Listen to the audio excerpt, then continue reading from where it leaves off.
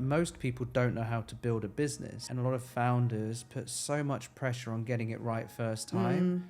I call it a mistake. You've just achieved something that very few female founders have achieved in this market. As a woman in business, particularly hard. Yeah. There was a deep frustration with the way in which these people, these women essentially at that point, were being perceived that just pissed me off. Being mentally drained more so than anything at the end of any given day. Yeah. That's very hard. It is hard. Both to switch off the mental drain or the exhaustion or the stress or the, just your mind worrying about work, not only to switch on for your partner, but also for your kids. It's very demanding. It feels like I've got about 5 different rooms in my head. And every day I am having to move through those rooms back and forth, back and forth. We all need to get better with that. Like, I need to get better with that for sure.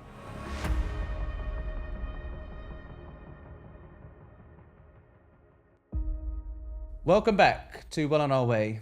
Today, my guest is Helen McGuire, one of the very few female founders that has not only started, scaled and exited a business, but done so multiple times. We're going to dive into the challenges, the roadblocks, the highs and the lows of building businesses here in Dubai and the wider region, as well as being a wife, a parent, and everything that goes with all of those incredible responsibilities.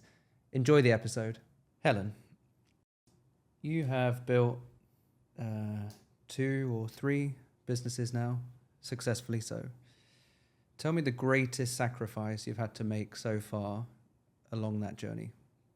The first thing that springs to mind on that is probably relationships. And I'm thinking here about, friendships that have not stood the test of time or kind of fallen by the wayside, having to sort of move on from certain friendship groups, having people that you thought would be cheering you on, kind of on your side, not doing so. Or perhaps just people who are a bit closer to you, who just don't really understand what you're doing or why you're doing it. And kind of getting questions like, well, if it's that hard, why are you bothering, My reflection on that, looking back over kind of 10 years, is that I've become more of myself on this journey, and that's still happening. Like, that's still the case. I think that should be the case for any person actually, but also for any entrepreneur. And therefore, perhaps it was just an inevitable path. So I don't know whether, it may have felt like a sacrifice at the time, but I think actually it was just more of an evolution. I think it's an interesting topic to start with, actually, because I literally just said to you there's a number of consistent patterns on this podcast, and one of the things that we haven't really spoken about yet is friendships. Right. When we talk about relationships, we typically lean towards partners, husbands or wives, boyfriends or girlfriends, and they're kind of like in the immediate line of fire when it comes to you investing your time and your energy and the moods that you may go through on that journey, and obviously your partner feels the brunt of that. In your case, your husband. In my case, my wife. But friends is a good one. It's a really interesting one, because you have to continually become a new version of yourself, right? As the business grows and as you face new challenges, or as you recruit people or get investment, wherever it might be, and as you change and grow, maybe those people don't change and grow with you, and it's a bit of a, dare I say it, a natural selection process where those that you were really meant to stay friends with, you do, and those that actually maybe you weren't meant to be. And it is a big sacrifice, and it's a loss, right? You're shedding part of who you were to become something new. And it feels like that. And I think when you're in that moment and you're just not getting back what you expected, and I'm thinking of people now who I'd known for very, very well for multiple decades. Of course it feels like a massive loss. It's a kind of grieving process almost. But I'm somebody who likes to get to the end of a year and look back and think, what have I done or changed this year? And if I can't answer that question honestly and happily, hand on heart, then there's something wrong, right? So I've always been, whether it's from an entrepreneurial point of view or otherwise, I've always been a person who likes to take on new challenges, who likes change, you know, who likes things to move on, whether that's moving countries, whether it's exploring something different, whether it's taking up a new hobby, building a new business, whatever it may be. Yeah. I really enjoy that. I don't like feeling stuck. And so, I just think it's a sort of inevitable part of the journey. And I've been very lucky that the key people that I've had on my side, you know, my husband definitely being one of those, who is also an entrepreneur, have got it, you know, and are actually, in some cases, a few steps ahead of me, sort of cheering me on, you know, and making sure that I stay the course and don't give up, essentially. And that's really important too. So, it is a bit of a natural selection process. And that can feel, I think, as a woman in business, particularly hard. Because I find that women tend to talk less with each other about work-related, career-related, business-related topics, right? So it's hard to find that support anyway. Sometimes it's something I've noticed, actually. A random kind of comment, but at the gym, you know, I go to my local gym. It's a tiny gym, so I tend to overhear everybody's conversations. And it's, you know, if there are two guys talking in the gym, they're talking about business. They are talking about work. They're talking about the markets. They're talking about the struggles they're having, whatever it may be. They're talking about work. If it's two women, they are and this is not, I'm not trying to stereotype here at all. They are generally talking about either their own kind of day-to-day lives, or they're talking more about their families, or, you know, what they're doing on a more general basis as opposed to career-related topics. So I just think it's more the norm, really. You know, it's the go-to in those situations. I mean, building a business is generally a pretty lonely process anyway. So I think it's quite unique, actually, that your husband's also an entrepreneur. So we'll touch on that in a minute. I think that loneliness aspect, and that having that outlet, or those people to talk to that understand what you're going on. There's not that many people, you know, in Dubai that have done what you've done, or have built businesses, built tech, raised capital. So it is actually a small pool to begin with. And then when you narrow it down by gender, unfortunately, it becomes very, very small on the female side. And we've talked about that before on here with Sophie Smith from NABTA and Tash from, you know, Tash Hatherall from Tish Tash. Like there is still an incredible amount of work to be done to grow the pool of female founders and successful female founders. But equally, we've got to be comfortable with there being a pool of unsuccessful female founders as well. So I think that's you know, something maybe we can touch on later. And obviously it's a segue later on to what you're doing next, you know, with your new venture, but we won't go there yet. Let's go back to the relationships piece. Obviously one of the sacrifices is, you know, you've lost friends or friendships, or friendships have changed. You mentioned your husband is an entrepreneur. Talk me through that. That must be quite a unique setup and situation.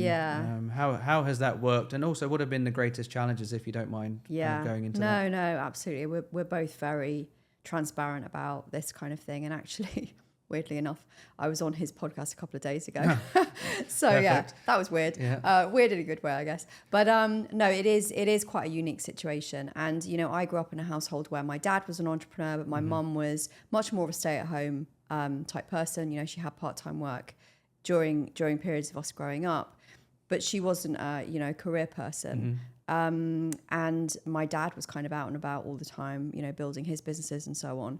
But with Justin and I, you know, we pretty much since we met, so he already had his business when we met. He just started, and I was working in comms at the time.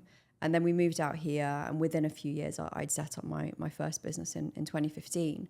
So we were kind of in this situation where it's brilliant because we both get it, and we both inherently understand the challenges, the ups, the downs, the difficulties, the frustrations.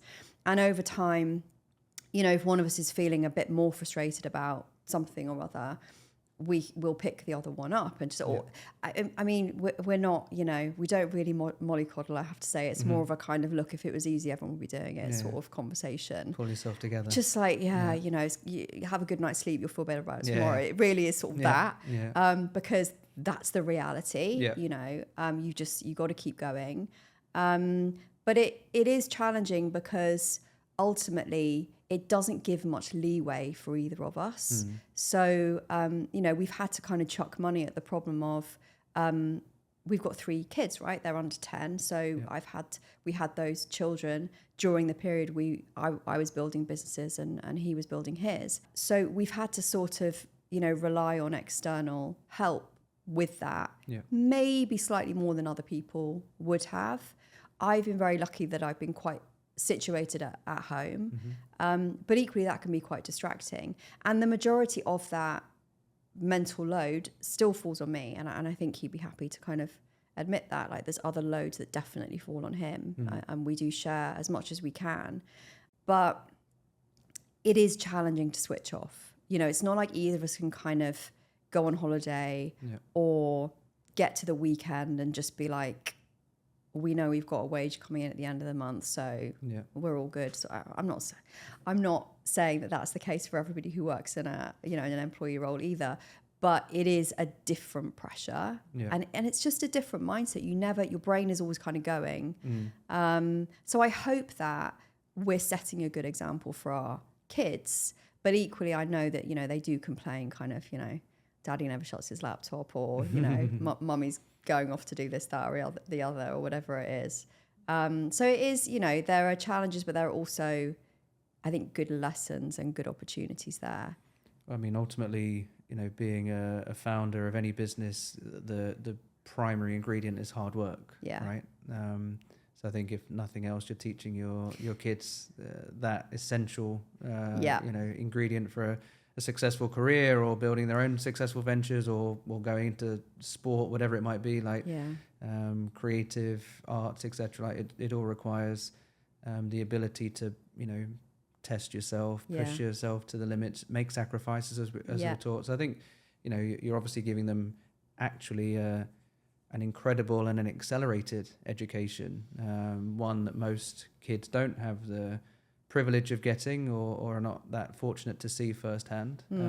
But equally, and again, I can imagine, and I know from what it's like for myself, you know, being mentally drained more so than anything at the end of any given day.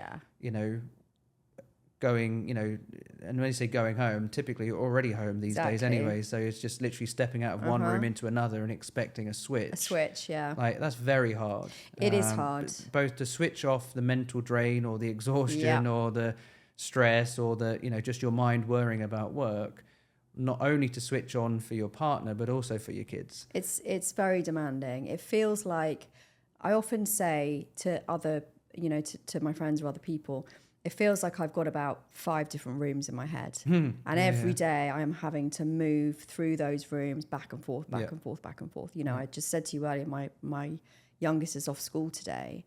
So, you know, popped out this morning, went to the gym, came back, she was asleep. I went upstairs, did a couple of hours before coming here, then went downstairs. She's woken up. She's like, Mummy, I want you to sit and watch a movie with me. And it's kind of like, I can't say no, but it's so hard to kind of switch. Oh God, I've got a ton of things to do before I leave for the whatever. And that's a constant like challenge. And that is I find that very mentally draining. And then, as you say, you know, your partner comes home at the end of the day or whatever it is. And it's like, you've got to find that sort of energy, which is often impossible to have a grown-up conversation then.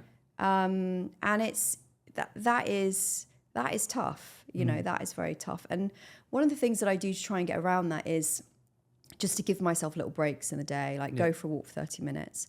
Or if I'm really feeling like I've just hit a wall, just take a couple of hours and go to the beach one morning and have a walk. The ideas that you have when you take your eye off the ball to kind of see the bigger picture are tenfold what you would have trying to force it sitting in front of a laptop sometimes. And I think that's, you know, that's the element of being a founder, of looking after yourself and recognizing those points. 100%. And, you know, I started Level, the well-being platform, to effectively help people do that, right? Prioritize their own well-being, because so many people prioritize everything else in a day, and then if I have time, I'll go for a walk, or if I have time, I'll make a healthy dinner, or if I have time, I'll get enough sleep. And it's crazy that those priorities are so wrong for so many people. But like you say, if you just do the basics, and typically it comes down to that, good amount of sleep,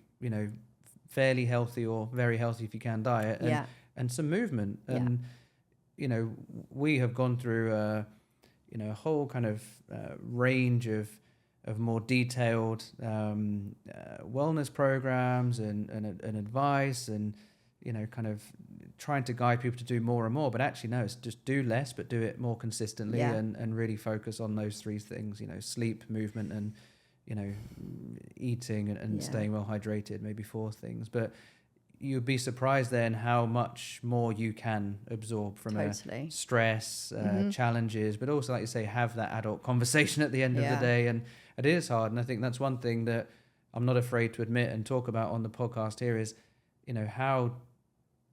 how deep you have to dig at the end of the day to be a good husband or wife, in the sense of just being able to meet your partner where they're at, right? Whether they're up high or down low or whatever, and not be the trigger to them, coming, down to join you if you've had a particularly bad day. True. Yeah, it's so true. It's a genuine challenge. And I don't know that we have 100% solved that challenge for sure. I think it's just finding the time to do it as well. Yeah. Because, when you've got kids and stuff and you're trying to switch between meetings, dinner times, kids' bedtime, homework, story, whatever it is, finding those moments where you're not being interrupted, where something else isn't a priority, is really tough. It's really tough. And, I think we all need to get better with that. Like, I need to get better with that for sure. Yeah, my wife will definitely confirm that I do too. So, and I'm not afraid to admit it. And I think, as we talked about right at the start, as you grow, as you build the business, as you become, a better version of yourself or a different version of yourself, and you shed that skin, so to speak, like, you do become a different person. And I think that's, my wife and I have been together scarily 18 years now. Wow. We met at university. Congrats. Thank you. She deserves a medal more than anything. We've been married for 9 of those years, but I'm not that person who I was 18 years ago, or even 9 years ago. Yeah. I'm probably not even the same person I was a year ago. Yeah. So it does, I think as I have more of these conversations, and I do find it almost like a version of therapy, if you will, because as you said, there really are not that many people that truly understand the sacrifice that you have to, or sacrifices you have to make in order to build businesses. Yeah. Whether that's a big business, a small business, a business that's raised capital, a business that has been acquired, any kind. If you're going to do it over a long period of time, it takes a lot of sacrifice. And oftentimes, one of the things that kind of gets pushed down the list is a marriage. Do you know what I mean? In terms of the amount of investment that goes into it, and how that marriage evolves, like the business evolves, and as the how the kids grow, and they take all of the energy, and then you have what's left over, and oftentimes what's left over is not much. It's not a lot, yeah. So, very true. So I think partners deserve a tremendous amount of credit in this journey because of the lack of energy you have to put into that, the development and nurturing of that relationship. And like I said, it's fascinating and hugely admirable that both you and your husband are on similar journeys.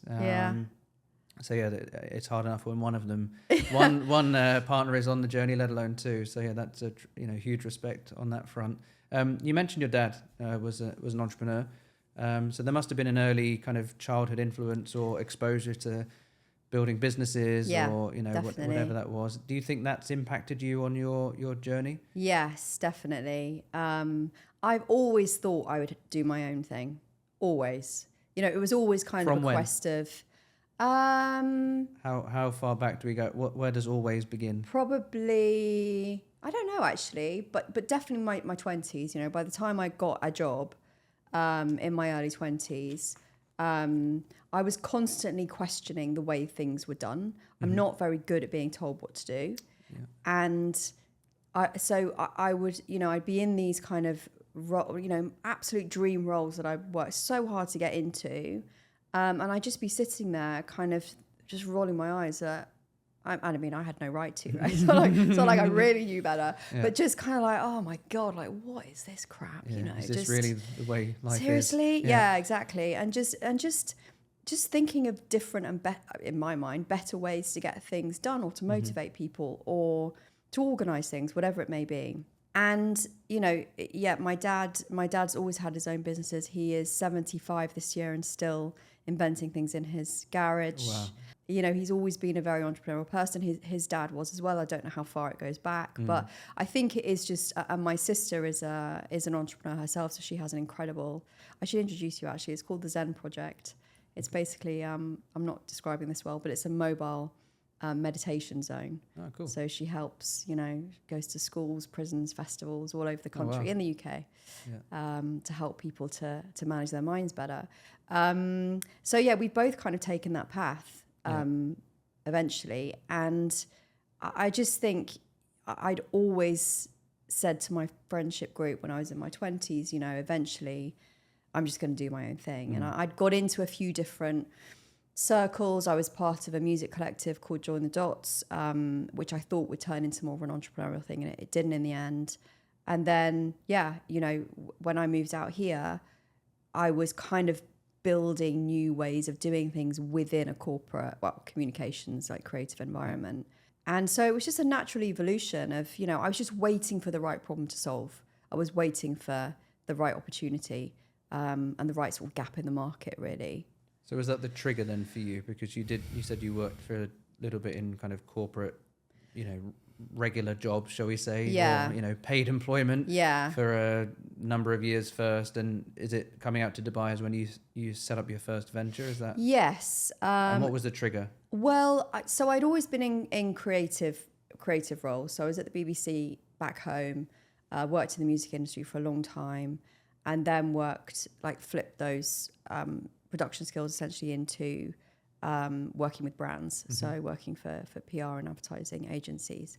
And when I had my first baby, I, to be honest, just got really bored. My brain sort of just got a bit bored, and I was on maternity leave for about 8 months.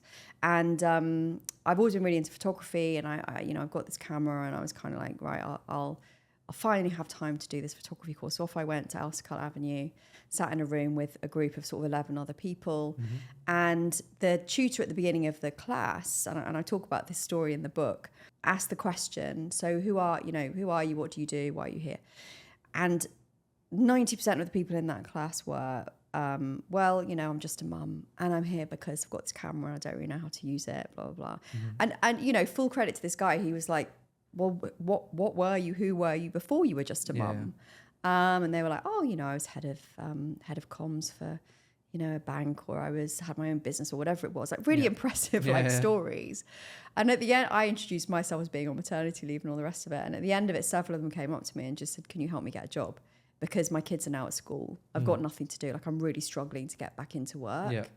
And I was seeing the same pattern, and sadly, I do not think this pattern has changed, because I still see these solutions popping up, and work with some of the people that are creating them. There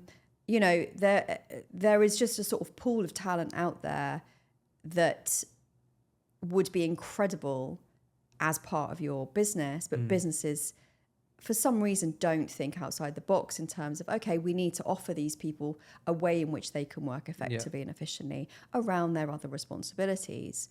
And so that's what Hopscotch was. It was a flexible careers platform, the first for this region, the first for Asia when we moved it over there a few years later, launched in 2016. And it just flew, it did really well in terms of the number of women that, we had sort of 80,000 in our community by end of year 4, I think. And we work with so many big, Nestle and HSBC and MasterCard and Amazon and Facebook and all of those people. But it just didn't really solve the problem. For me, there was a deep frustration with the way in which these people, these women essentially at that point were being perceived, that just pissed me off, you know. And there was also a really just a very stagnant, static way of looking at how we attract these people into our business. What do our job ads look like? And 9 times out of 10, they're written with very sort of male-leaning corporate language that doesn't help me as a woman understand your culture, understand how on earth I'm going to fit into that and bring something valuable, how I'm going to be understood as a person with all of my responsibilities. And so all of these things I was kind of tackling within Hopscotch, which was the name of the platform, rewriting job ads, putting them in a more understandable framework in a way that sort of made sense for these people, helping businesses to attract more women into their offices, coming up with initiatives, doing like tons of events and, you know, return to work initiatives and so on. And that was great, but it was very, to me, it just felt very surface level and very bit part. By the end of it, I was just like, it's not really changing the game here. I'm helping, yes, a number of women on a monthly basis, but am I fundamentally changing what's going on here? No, no. And that wasn't enough for me.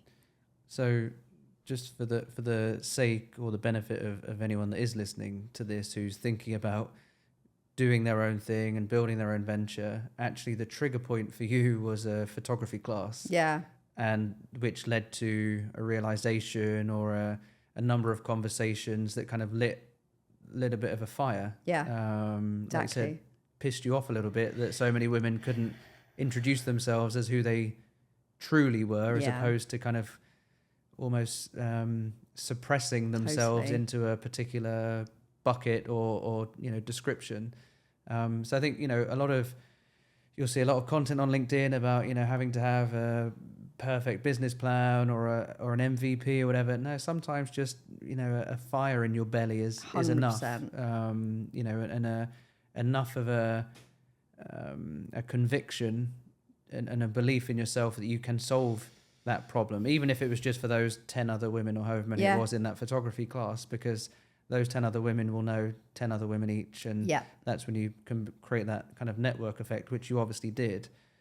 That 4 years was when? Did you say 2015 so this or was, 2016? So I started the research around that in 2015, launched in 2016. Which was a challenging time. 2016, 2017 was a bit of a challenging economic time here in Dubai. It was here, and you said you run it for 4 years. So that goes into COVID or pre-COVID? It just nudges into COVID. So, and just to pick up quickly on something you said there around the photography class. And this is something that I would recommend to anybody who is perhaps struggling with motivation or not motivation, but maybe inspiration, you know, do the things that you love, like follow the things that bring you joy, because it's not that I went to that photography class and then came out of that class thinking I'm going to become a photographer, or I'm going to set up a photography school. Like, no, but it's just kind of allowing yourself the space to explore the things that you enjoy, and you never know what kind of ideas might spark from that. And I put a post up on LinkedIn about this the other day, and like, you know, wherever that leads you, it's not going to be in the wrong direction. You know, you can 100% guarantee that if you are doing something that you genuinely derive a lot of joy from.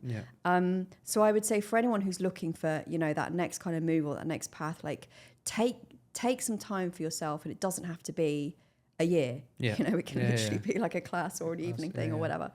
But so to come back to your question on timelines, I guess a question less on timelines is like, what you built that business, that this is your first venture over a 3, 4, 5 year period.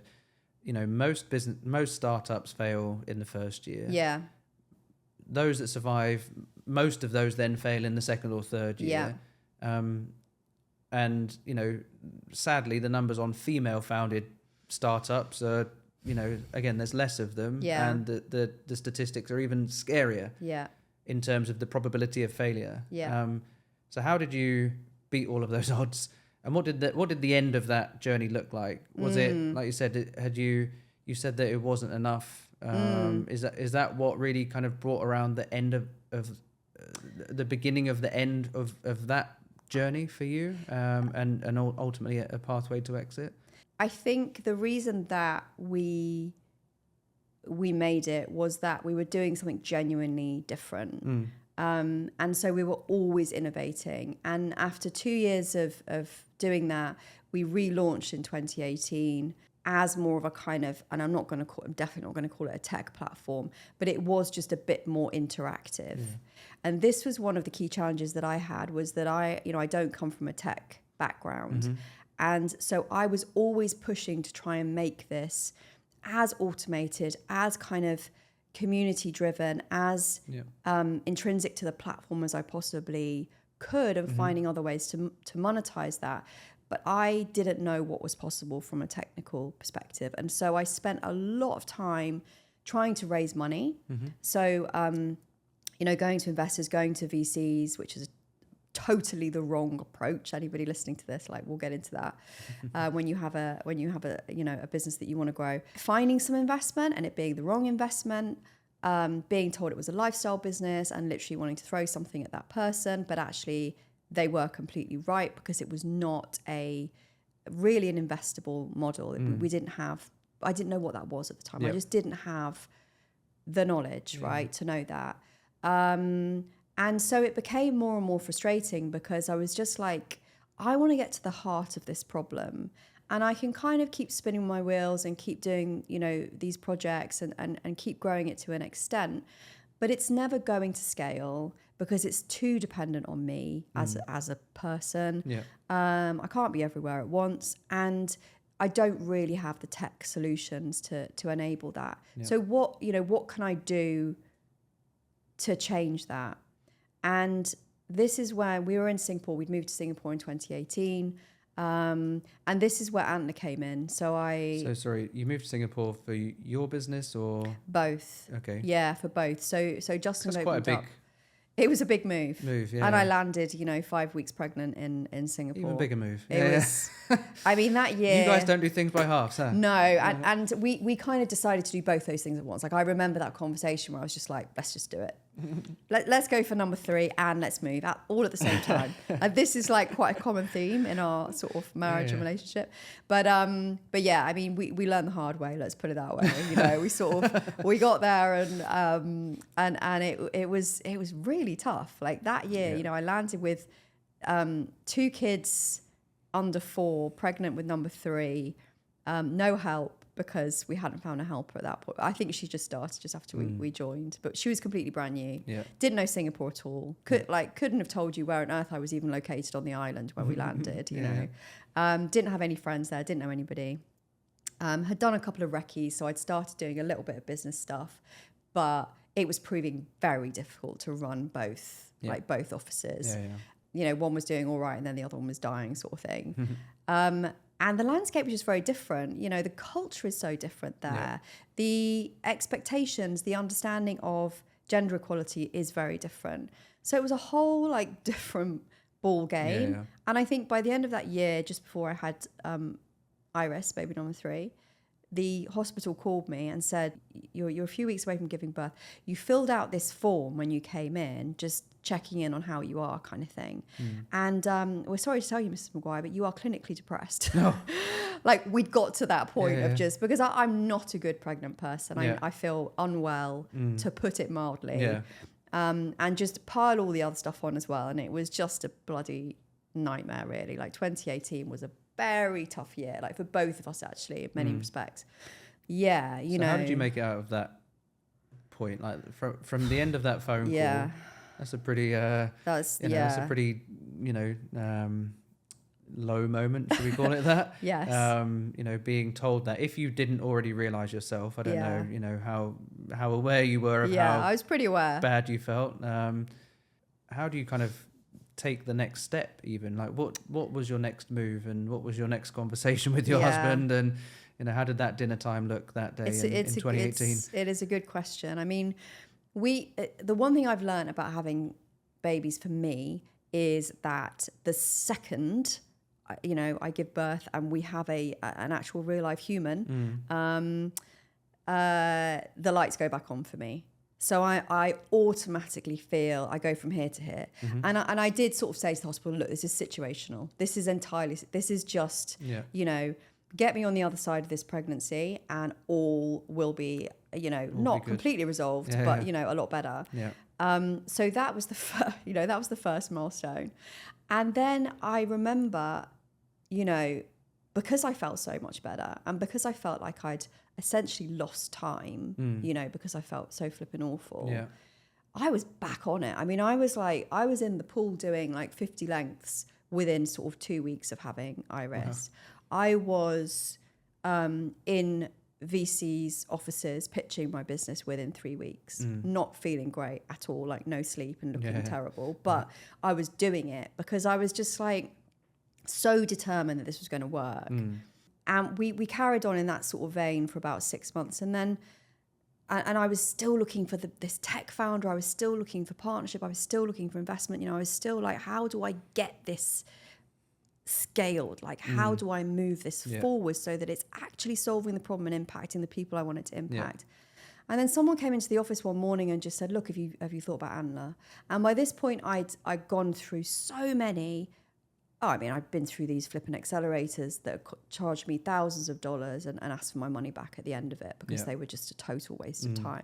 I'd signed contracts with potential partners and people who were going to build the software for me to never hear from them again. Like, you name it. It's like, it was like a comedy of errors. Like you name it. And I tried it and it had not worked. And so Antler sort of popped up and I'm like, fine, whatever, I'll give it a go. And for those who don't know, Antler is actually an early stage VC, but they are an accelerator program. And they take people on, they pay you to be on the program. It's a 3-month program. It's really hard work, which I didn't realize at the time. But the end goal is to find you a co-founder and for them to invest in whatever that idea or business is that you want to build. And so I went through 6 rounds of interviews. I was still very much sort of eyebrow raised on the whole thing and quite skeptical. And, you mentioned COVID, January 2020, 11th of Jan, I walked through those doors in Singapore. Bearing in mind, we have, I think, something like 10 flights from Wuhan a day, like into Singapore, right? So... and probably 50% of that cohort, there were about 80 of us were sick within a couple of weeks, like really sick, of. I remember I went to the doctors every week for 5 weeks going, what the hell is this? Because I feel absolutely horrendous. Lost my voice. The cough was, all the classic COVID things, but no one was testing. There were no tests available. No. And so we just ploughed on. I was like, it's a terrible chest infection, which is basically what I was told. I'd never had anything like it before. And we ploughed on. And that was a massive turning point for me, not because of the COVID thing, but because of, the exposure to the knowledge that I just had not had before. And this is kind of one of the things that I think so many founders lack is just when you're building something in a silo and you're trying to break new ground and you're doing something different, where do you find that? The stuff that you don't know, right? Like it's actually a chapter in the book, like you don't know what you don't know. And so how do you tap into that kind of hive mind of knowledge and information? Where do you get it from? How do you trust it? It's a massive challenge, I think, for founders. And Antler was really that catalyst for me. Like it didn't solve all my problems, but it was a major catalyst. I came out of that with the initial idea for Diversely, which was not fully developed at the time. I found my co-founder just after that because I understood what I needed and I understood what was possible and I understood the structure that I needed to build in order to get that moving, which I just did not have before. I think it would be fair to say, but I'd like you to correct me if I'm wrong, is that, based on what you said where you don't know what you don't know, like most people don't know how to build a business. So actually it sounds like Antler was a success for you because of the experience of the previous 4 years or 3 or 4 years of building something and all of those things that went wrong, the web developers or the 100%. Investors or the other things you just mentioned. So actually a lot of people that I've met and a lot of founders put so much pressure on getting it right first time. That's almost I'd call it a mistake. Yeah. Right. And Level is not my first business. Yeah. It's my third or fourth. Yeah. Right. It's the most successful one yet, but it's still not the one. Yeah. Right. I've still got more to gas go. in the tank, or Yeah. ideas in the tank, whatever you want to call it. So there will be more. So I think it's about not putting that pressure on, the big idea or getting it right first time. Like, most entrepreneurs that I know have been multi-founders before they've actually gotten to the one that's the one they're known for. Yeah. But people just know them for that one because they've not seen any of the all the 5, trash 10, 15 beforehand, years of the bonfires. Exactly. Carnage that just lays in their trail. But they had to get there. They had to raise money and lose money. They had to, pay money to engineers or software developers only to not build something that actually works or anyone would ever even look at because it's so offensive. So I think there is a lesson in there in that, don't put so much pressure on building something first time round that is the thing, the one. And it sounds like that's what kind of helped you in that Antler program, which is intense. And my best mate in Australia has actually just started the Antler program. He's going to need your platform. That's what I can say. Well, yeah, he's a co-founder that's now left the business to go and start his own thing because, again, not his first thing either. Yeah. He's done his own thing in England. He moved to Dubai. He's now going to do his own thing and taking all of that experience with him. And I think he's at a big advantage to those that are going into it for the first time. So definitely, I would say there's a higher probability of people wanting him to be their co-founder than him desperately seeking another. So let's see. It's only a week in. He'll report back. But I do think having that experience is a competitive advantage in whether it's a program like Antler or even just building a venture, going into a new venture. So was there overlap then between the end of Hopscotch and the beginning of Diversity? Like, how did that? Yeah, there was. And actually I thought, and to your point around it's never one thing or one idea, Hopscotch also evolved over that period of time, as has Diversity, over the period that we owned it, and is still evolving now. Now it's been bought by somebody else. And there was an overlap. And I remember I started to build more of a kind of membership platform around it. And I actually had it built, like it was done. I was kind of building it at the same time as also starting to work with my new co-founder on Diversity. And I remember having a conversation with one of my best friends here one morning and just going, oh God, I've got these two things. She's like, you've got to just drop it. You can't do two things at the same time well. It's just not going to be possible. And, yes, you've built in the background this other sort of platform for Hopscotch, but nobody's waiting for it. Like, no one knows it. No one's marking their calendar and putting it down as a failure if that never happens. Yeah. You don't need to, there doesn't need to be this big fanfare around not doing that anymore and now doing this, because actually, and I sort of didn't realise this at the time, but on reflection, kind of looking back, Diversity was an evolution of Hopscotch. Yeah. It was kind of, I'm not going to say Hopscotch 2.0 because it was a very different solution, selling into a very different market, with obviously very different tech underpinning it. But it was the same. It was the same problem. It was the same thing that we were solving. Same principle, right? Yeah. Same principle, just a very different delivery. And that again comes back to your point around if you are passionate about something, you will always find a way. Yep. You will, if one door closes, you will kick another one down. It will just kind of keep meandering like that. And you, as soon as my co-founder and I in Diversity used to have this conversation all the time where she'd be like, oh God, this is the sort of final idea that we've got. What else are we going to do? I'm like, well, think of something else. Yeah.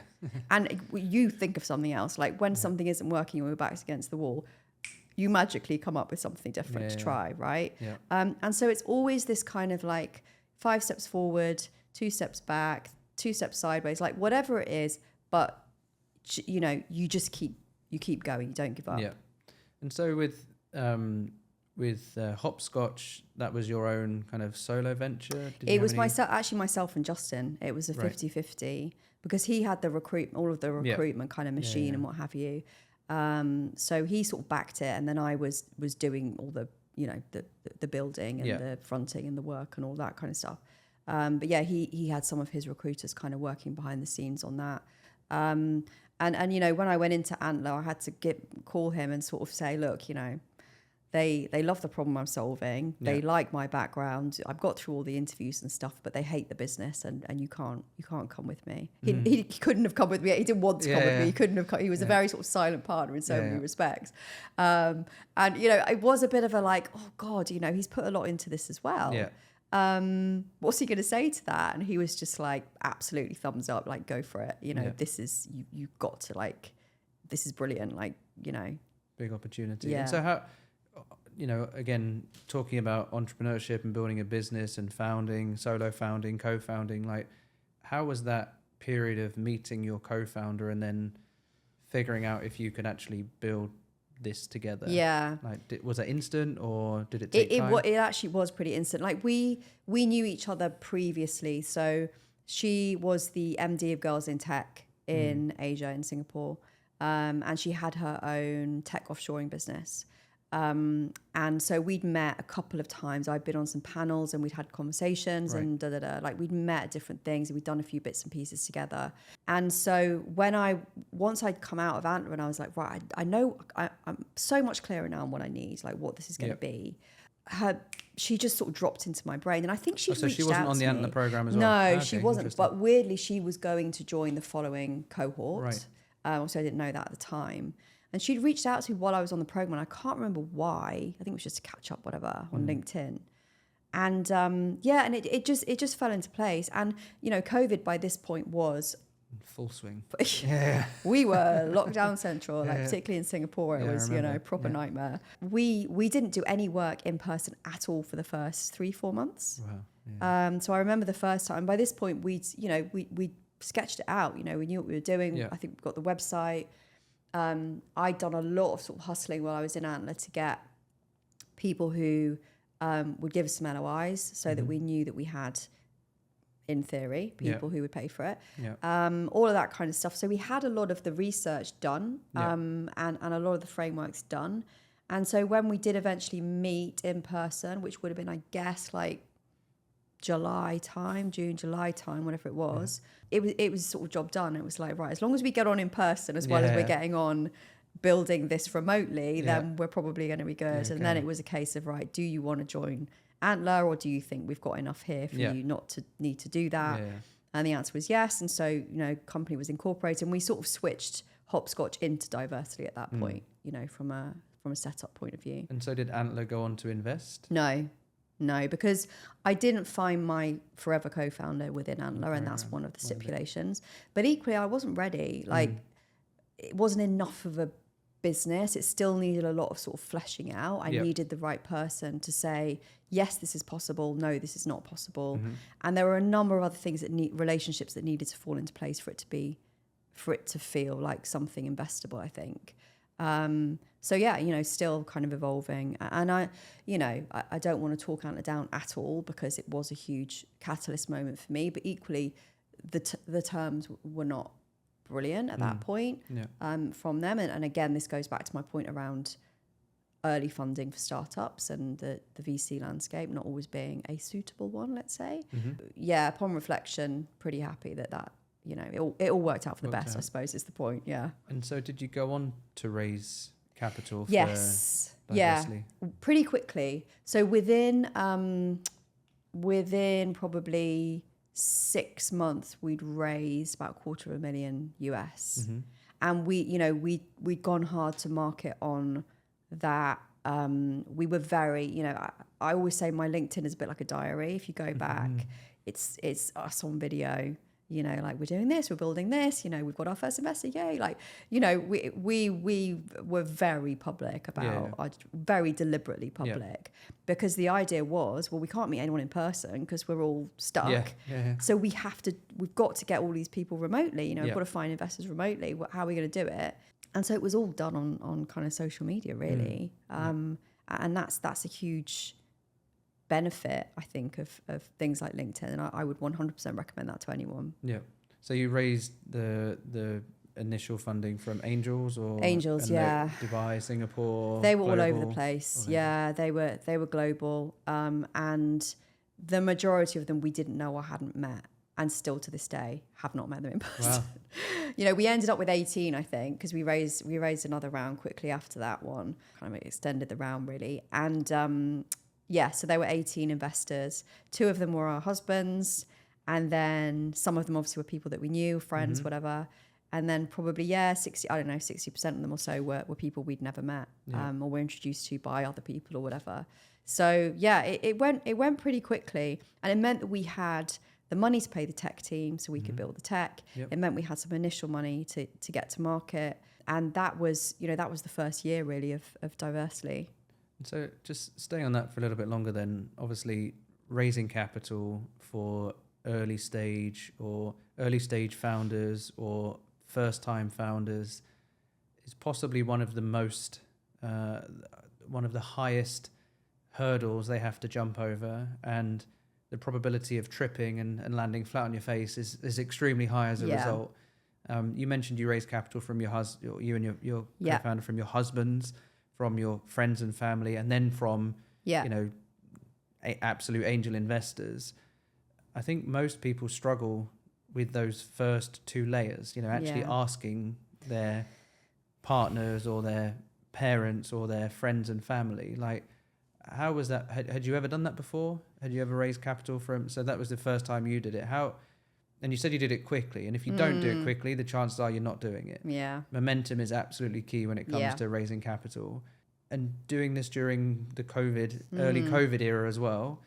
Maybe that was an accelerant actually, because you can only do Zoom calls or digital, and therefore it kind of saved time. There are no options, we certainly went through a round during that time, a pre-Series A round, and we actually got investment from a global bank, which, the due diligence that came with that was just more than a full-time job in its own right. That was a very painful lesson in raising capital there. I can imagine. Don't do it again is the lesson. But yeah, most people, I think, struggle to just even ask their closest friends and family. And that's really where you should start, in my view, when it comes to raising seed capital or pre-seed, as some people call it now. So how did you get good at that? Because you obviously did, raising it from friends, family, and then angels, and in quick succession. Yeah. What was the trigger for you? What made you good at that, or your co-founder? Talk me through that a little bit, so just to help others as they're going on that journey. Yeah, I think it was a sheer obsession and passion for the solution that we were building. And this is kind of in a world where diversity, equity, inclusion had become a thing, right? It become an industry. And we're talking kind of, I guess, pre-George Floyd or around the time of George Floyd. It was a bit like when I was building Hopscotch. We were just before #MeToo, which was great because by the time #MeToo hit the media, we were ready to surf the wave. Yeah. And the same thing happened actually with Diversely. We'd already built it, and then Black Lives Matter and all the rest of it impacted the corporate world so massively that people were looking. It was in everybody's consciousness. It was the zeitgeist at the time. Yeah. And so it wasn't difficult to start talking about the topic and therefore talking about the solution. I was already known in that space, as was Hayley.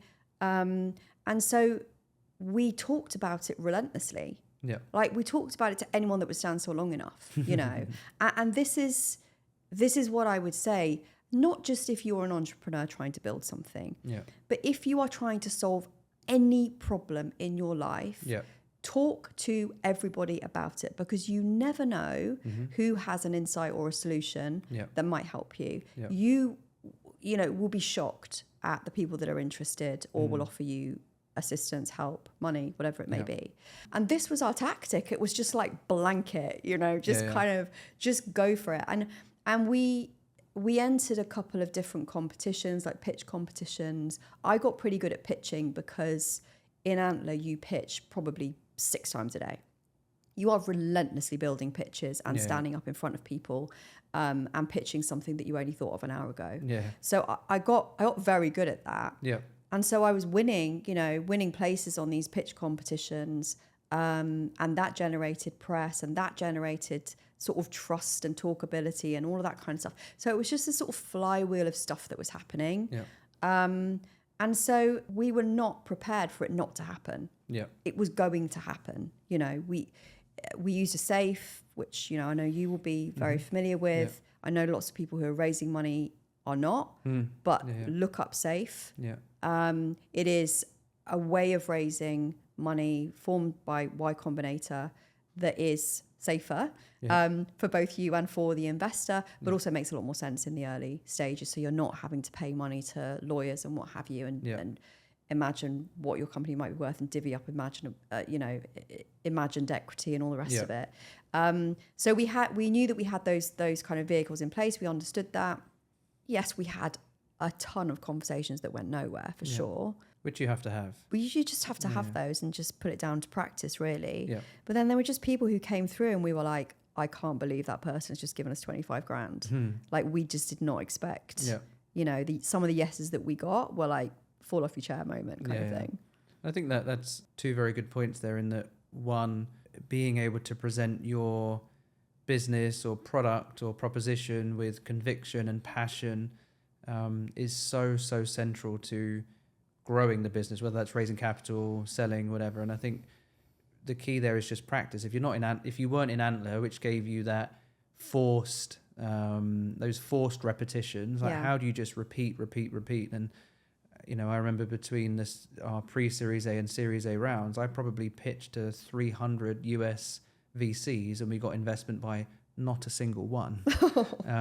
And why? Because we weren't a US-based business with US-based revenue. I mean, like, looking back, obviously we didn't get investment from any of them, but actually what I got out of that was so many objections and rebuttals that we could go back and say, actually, that's a really good point, and I've learned there. And actually, I've learned that, you know, some of these meetings are 7 minutes long. You know, you have 7 minutes to get through your whole pitch. Yeah. Well, that's easier said than done. Yeah. So those repetitions is so important. You know, just like going to the gym, or if you're a professional athlete, you're, you know, practicing every day. Like, pitching is a fundamental part of growing a business. So and getting the no's. I think getting the no's is so important. Yeah. The second point that you mentioned is around simplicity. Like, that it did and still is very complicated. It can be very complicated to raise capital, and you can get very strange and difficult and complex agreements that then require, you know, very expensive lawyers. And my goodness, I've been there and got that t-shirt too. But safes are a very good way of raising, but it does require the investors also to be familiar with that and you know, understand those kind of agreement structures or kind of equity structures. So, you know, there's a bit of education to do along the way. There is. And also qualification, because I think when you're raising money, you're so, for want of a better word, desperate to raise that capital.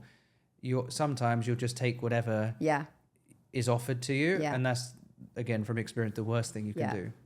So I think that, you know, the repetition and the simplicity, if you can keep those two things as the common denominators in the process, then you have a much greater chance of success. So and then obviously you raised, and we've talked, you know, before, and I've talked with, you know, others like Sophie from NABTA around, you know, you've just achieved something that very few female founders have achieved in this market. There's very few female tech founders, so you're kind of in two very small buckets. You know, building a tech-enabled DEI business, if that's the best way I can summarize it. So you've kind of put these three, you know, great challenges, right? You've stacked odds, you know, perhaps at the other end of the table, which you're then going to go and beat. Talk me through how you then beat those odds, because that's, you know, that's phenomenal. I mean, it's a big question. I think it was kind of the perfect storm in a way, you know, perfect positive storm. In that we just sort of hit the right thing at the right time. And we were I'm going to say the first to market with a solution like this. Yep. It's not that there weren't other similar solutions. So one of the solutions that, or the first solution that I came up with during Antler was, with my co-founder at the time during Antler, was around that job description bit that I mentioned. Yep. So me spending hours and hours and hours rewriting job descriptions and helping members of my team in Hopscotch to do the same. How could we take that and techify it?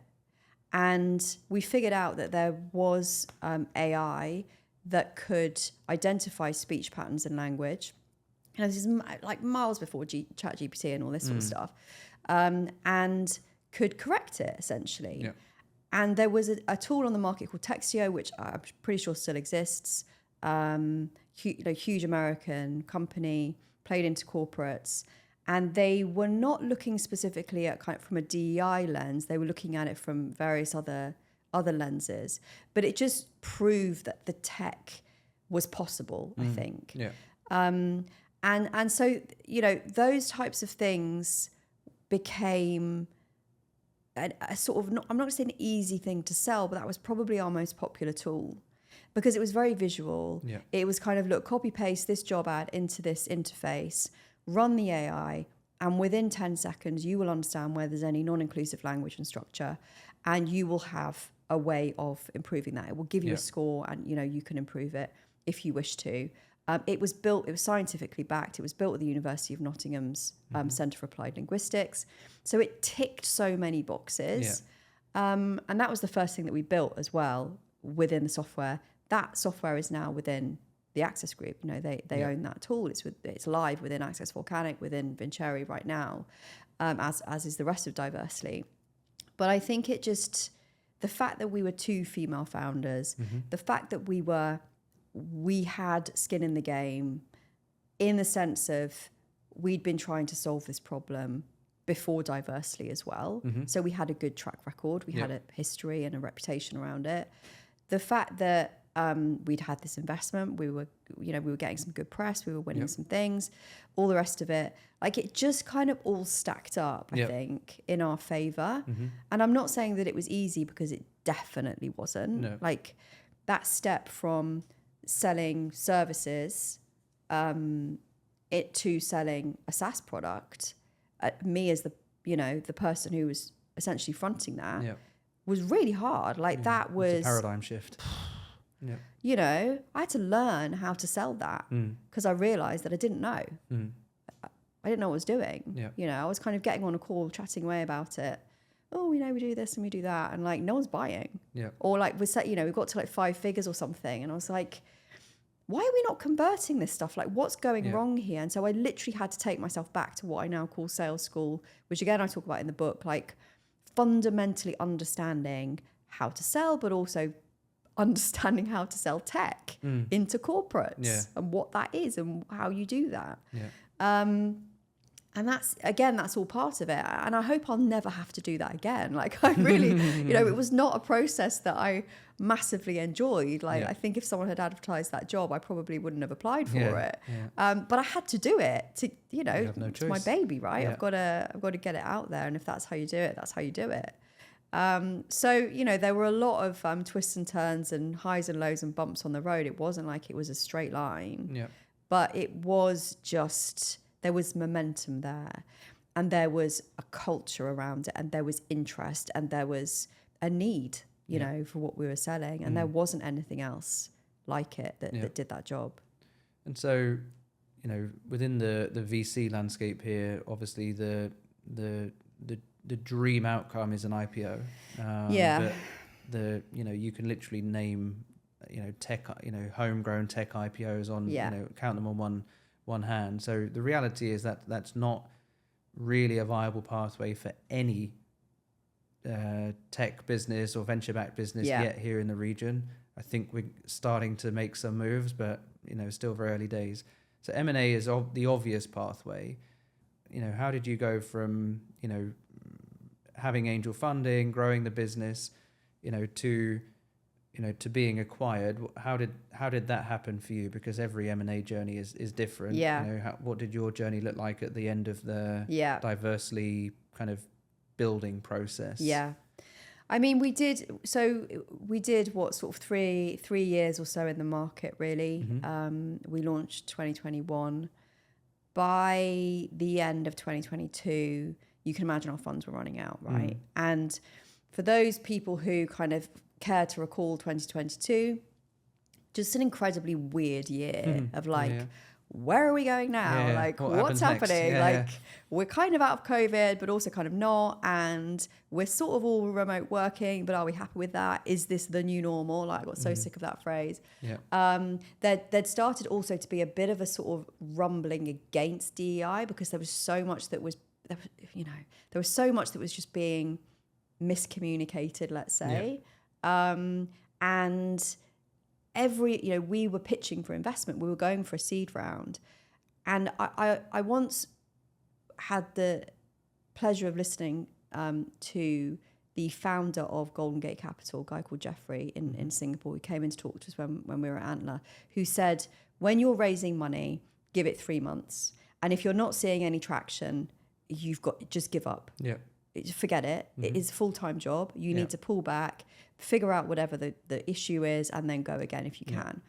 And I remember that. And so towards the end of 2022, I think it's probably September time, we started to try and raise again, because we knew that we needed to scale, right? We'd proven the concept. We'd got to sort of 6 figures.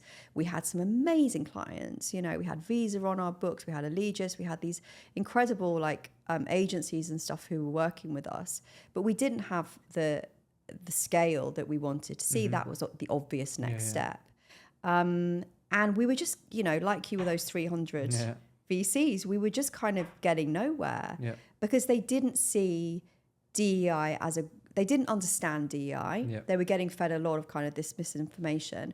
But equally, they were pulling back their capital to shore up their, what they'd already got. And unless it was a surefire, like it was already on its way to being a, unicorn, they were not interested. And so we were just kind of getting nowhere. And I remember just thinking at the start of 2023, the mission this year is to get this tech in as many hands as we possibly can.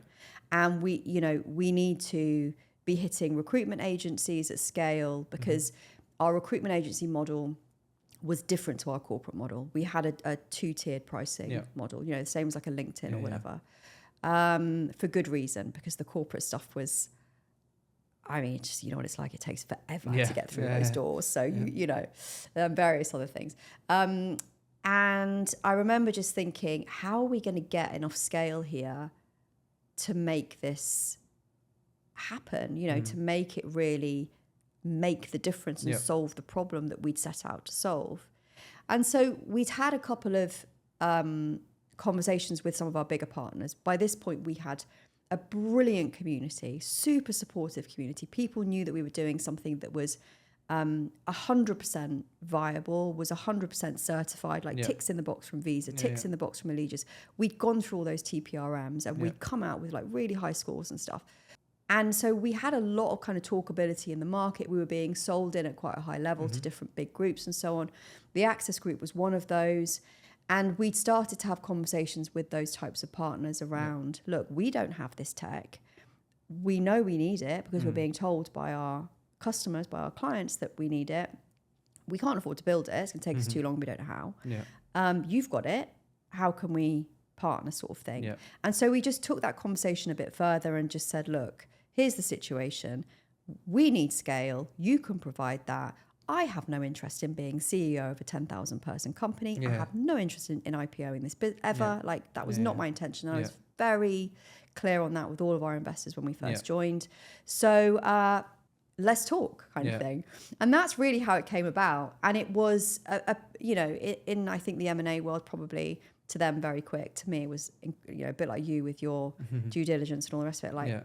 Incredibly painful. They're a £9 billion company. We were a 6-figure tech business run by 6-7 people. I mean, how did you ensure then that you didn't get squeezed or we did get squeezed. How did you how did you mitigate this, the squeeze? Like, how do you manage that? What have you learned, I guess, from that process? Because like I said, there are going to be other founders who are either going through the process, considering the process,